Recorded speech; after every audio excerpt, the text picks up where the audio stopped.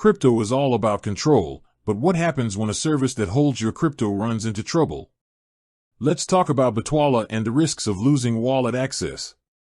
Bitwala, which was later Nuggs, offered users two types of wallets: your standard bank account for euros and a self-custody crypto vault for Bitcoin and Ethereum. This distinction is key. If you were a Bitwala/Nuggs customer, you may recall the company's insolvency in 2022. During that time, customers were strongly advised to withdraw funds and assets by a specific deadline. Now, for your crypto vault, the most important factor is its self-custody nature.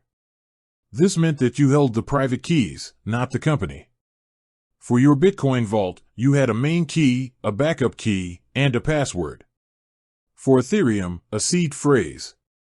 If you kept those keys and phrases safe, offline, written down, you should be able to restore and access your crypto on a different, compatible wallet app, independent of Bitwala or Nuggs' fate.